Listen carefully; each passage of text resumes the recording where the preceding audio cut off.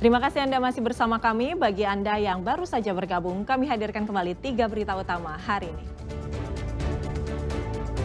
Gunungan sampah di TPA Galuga, Kabupaten Bogor tiba-tiba longsor. Seorang operator beko yang terperosok tewas di lokasi.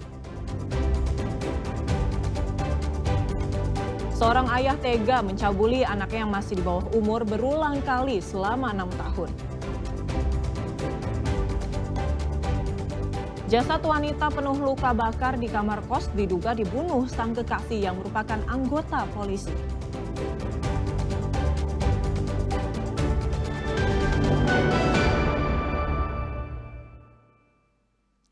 Seorang ayah di Kabupaten Sumedang tega menyetubuhi anak kandungnya yang masih di bawah umur.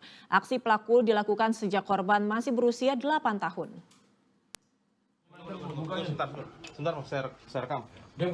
Setelah 2 bulan berstatus DPO, pelarian pria ini berakhir. Pelaku tak berkutik saat ditangkap anggota di Treskrim Polda Nusa Tenggara Barat dan Satreskrim Polres Sumedang pada Jumat malam.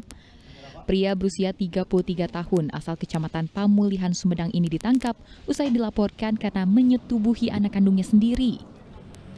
Buron selama 2 bulan, pelaku dibekuk petugas di Lombok, Nusa Tenggara Barat. Kasusnya terungkap setelah korban melaporkan tindakan bejat pelaku kepada sang ibu. Dari hasil pemeriksaan, ternyata aksi bejat pelaku dilakukan sejak korban masih berusia 8 tahun hingga kini berusia 14 tahun. Selama kurun waktu 6 tahun tersebut, pelaku telah berulang kali menyetubuhi korban yang merupakan anak satu-satunya. Pelaku melancarkan aksinya saat istrinya bekerja dengan mengancam akan memukul korban jika menolak keinginan pelaku.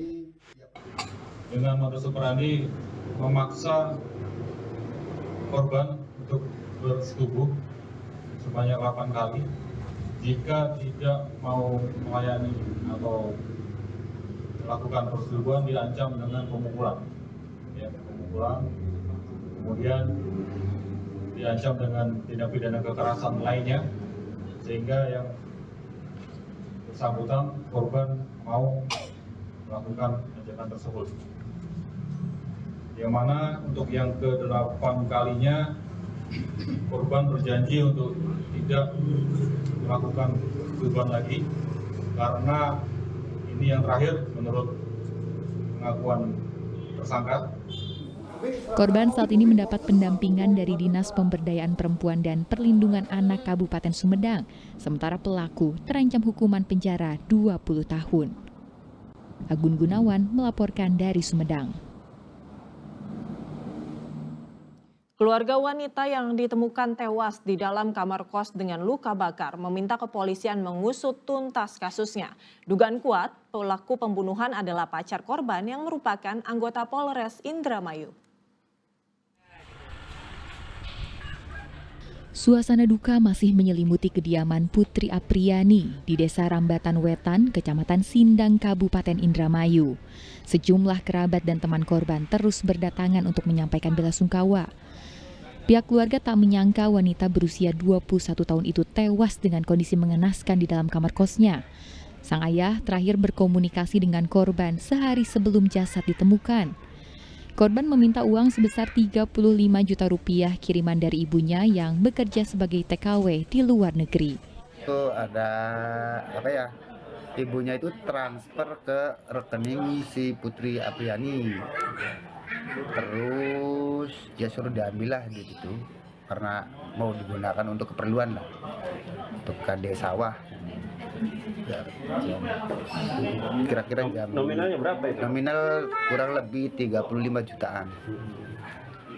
Dan Itu sudah diambil apa belum, Pak? nah kurang tahu tuh. Kalau masalah sudah diambil dan tidaknya belum tahu karena pas posisi dompetnya juga waktu masih itu, di sana, masih disita.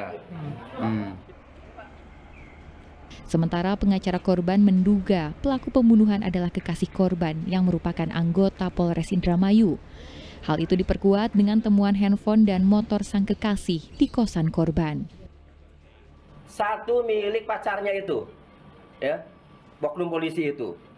Bahkan ya, HP yang pacarnya itu yang hampir terbakar. Itu bahkan ya. Nah, kemudian yang kedua, barang bukti ada sepeda motor pacarnya itu, ya. Yang Vario itu tuh ada. Nah, kemudian yang ketiga dari CCTV juga ada dari keterangan saksi-saksi yang memang intens di situ ya. Ada kemudian dari hasil otopsi sehingga penyidik meyakini bahwa ini ada peristiwa pidana. Sebelumnya, sesosok jasad wanita muda ditemukan tewas penuh luka bakar di dalam kamar kosnya Sabtu pagi. Pihak keluarga pun meminta pihak kepolisian untuk mengusut tuntas kasus kematian korban. Maruli Habibi melaporkan dari Cirebon. Merasa jadi jagoan, seorang pelajar menganiaya temannya. Meski di luar jam pelajaran, aksi kekerasan terjadi di lingkungan sekolah. Awalnya kedua pelajar ini saling bersih tegang karena salah satu pelajar meminta rokok yang sedang dihisap rekannya. Emosi karena tak diberi rokok, pelaku tiba-tiba saja memukul korban hingga terjatuh. Aksi kekerasan sesama anak yang masih duduk di bangku SMP ini terjadi di Padaherang, Kabupaten Pangandaran. Aksi kekerasan ini sempat direkam oleh rekan pelaku yang langsung disebarkan di media sosial. Pihak orang tua korban yang tidak terima anaknya dianiaya langsung melaporkan kejadian tersebut ke pihak sekolah dan kepolisian. Aksi penganiayaan terjadi di luar jam pelajaran sekolah. Korban dan pelaku adalah siswa kami yang memang itu kejadiannya di luar jam pelajaran sekolah, di luar lingkungan sekolah. Kemudian untuk kronologi pihak orang tua sudah menyerahkan kepada yang berwenang pada hari kemarin, hari Minggu. Kejadiannya kapan, Pak? Kejadiannya itu hari Sabtu Sore ya? Hari Sabtu sore. Kami Satreskrim Polres Pangandaran melalui unit PPA telah melakukan pemeriksaan saksi-saksi terkait peristiwa tersebut. Awal mulanya antara korban dengan pelaku ini adalah bertetangga. Jadi ini adalah salah satu kenakalan remaja. Tentu aksi kekerasan seperti ini tidak dibenarkan. Kini kasus penganiayaan ini dalam pendalaman pihak kepolisian. Eko Setiabudi melaporkan dari Pangandaran. Sebuah villa milik warga di Desa Mekar, Tani Garut dirusak oleh orang yang tak dikenal. Para pelaku juga menjarah barang-barang yang ada di dalamnya.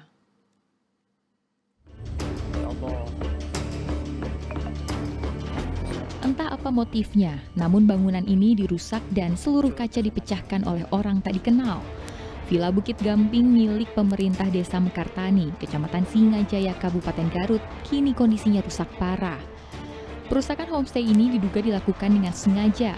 Pelaku diduga masuk ke dalam villa dan melakukan pesta minuman keras.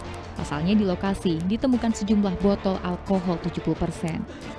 Tak hanya perusakan kaca jendela, atap dan pagar, fasilitas dapur di villa juga raib dicuri pelaku.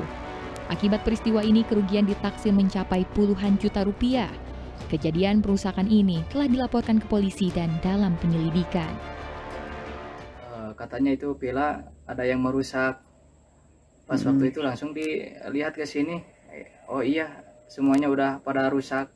Pagar udah nggak ada, kaca udah pada bukan retak lagi ya, itu mah pecah semuanya. Udah pecah, itu yang di dalam GRC udah pada bolong gitu.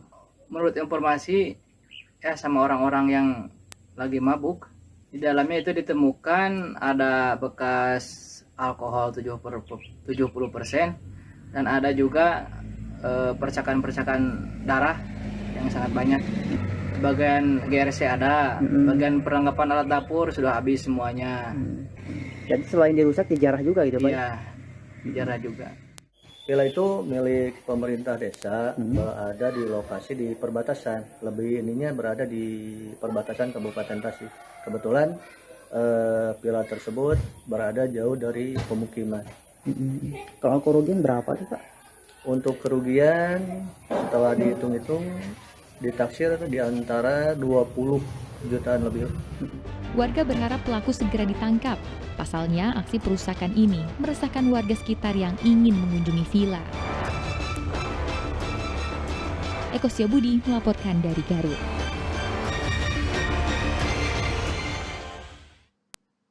Kasus demam berdarah di Kabupaten Karawang terus meningkat. Jumlah pasien DBD di RSUD maupun rumah sakit swasta pun ikut meningkat.